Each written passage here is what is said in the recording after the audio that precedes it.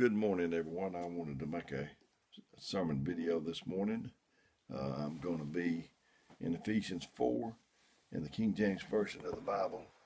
I'll probably read about 16 verses, I think.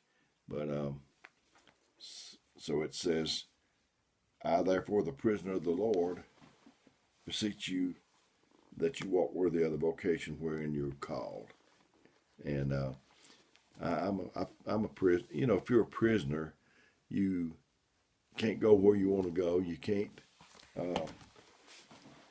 do anything you want to do. If you're a prisoner, you're got someone that's over you, and that's the way it is. I'm a prisoner of the Lord, and I got to go where He wants me to go and say what He wants me to say, if at all possible. It says, with all lowliness and meekness, with longsuffering, forbearing one another in love. And I just feel like if you can forbear me, surely I can forbear you. And we have to do that. You know, some people maybe count it as weird, but if you would take the time to get to know and understand them, they wouldn't be that way. You would understand. We seek to be understood, but if we would seek to understand first and then be understood, I think would come out a whole lot better. It says, endeavoring to keep the unity of the Spirit in the bond of peace. Endeavor, that's more than just a halfway try. To me, that would be like bending over backwards, because the unity of the Spirit is that important. If the enemy wanted to hurt the church, he would just work on the unity. Would be a good start anyway. There's one body, one Spirit, and you're called even as you're called in one hope of your calling. One Lord, one faith, one baptism, one God and Father of all, who is above all and through all and in you all. But unto everyone is given grace according to the measure of the gift of Christ. Wherefore he saith, when he ascended up on high, he led captivity captive and gave gifts unto men. Now that he ascended, what is it but he also descended first in the lower parts of the earth?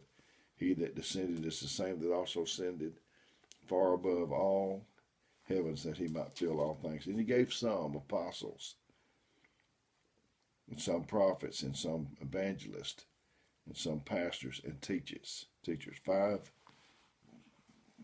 office that he mentions here. For the perfecting of the saints, for the working of the ministry, for the edifying of the body of Christ, till we are all come into the unity of the faith and of the knowledge of the Son, unto a perfect man, unto the measure of the stature of the fullness of Christ, that we henceforth be no more children, tossed to and fro, and carried about with every wind of doctrine by the sleight of men, and cunning craftiness whereby they lie in wait to deceive, but speaking the truth in love. If you don't speak the truth in love, you don't have anything. If you are, if whatever you do, if it's not in love, it's not going to have very much effect. But speaking the truth in love may grow up into Him in all things, which is the head, even Christ, from whom the whole body fitly joined together and compacted by that which every joint supplieth, according to the effectual working in the measure of every part, making an increase of the body unto the edifying itself in love.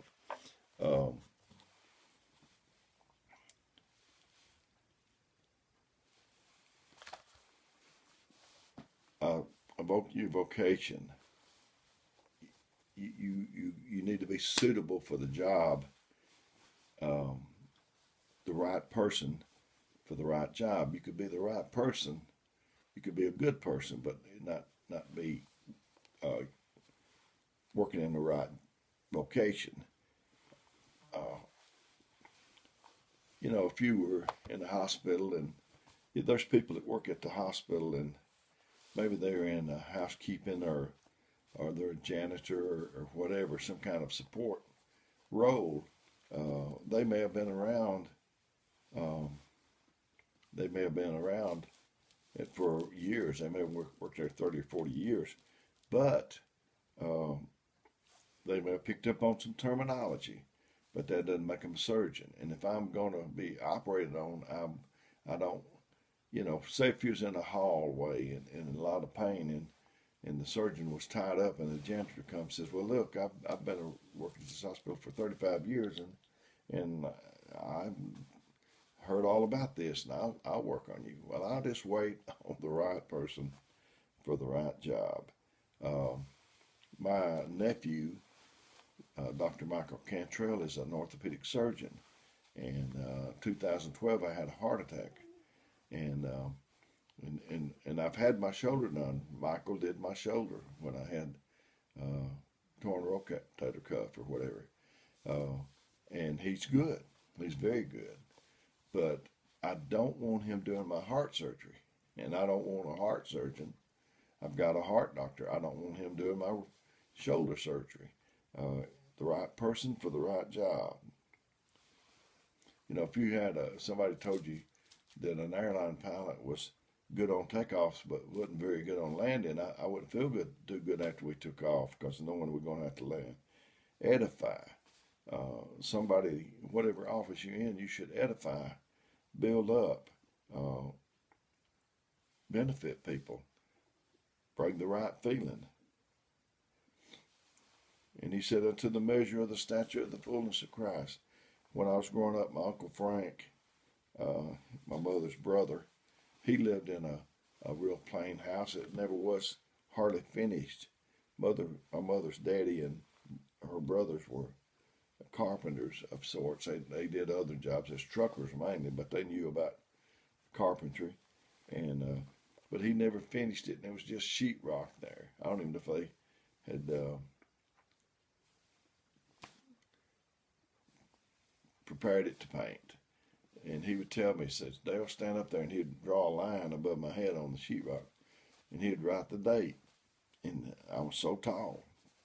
And then I would come back in 6 months or a year, and he'd do it again. He said, let's see how much you growed.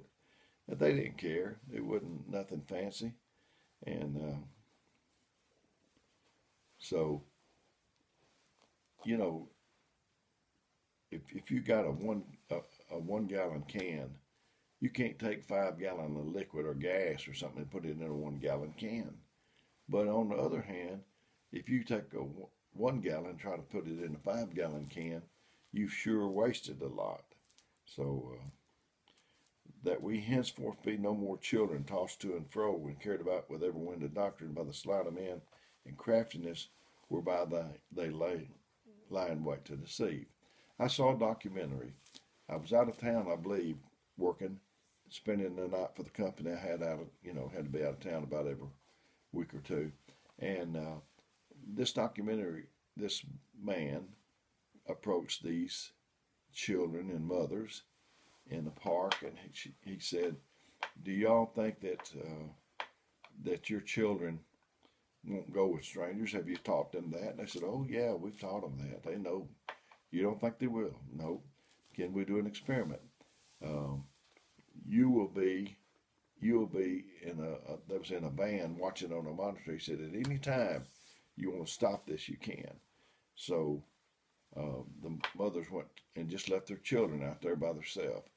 And I think the police was there as a backup or whatever. But however, and the man, he went up through the park and he was whistling.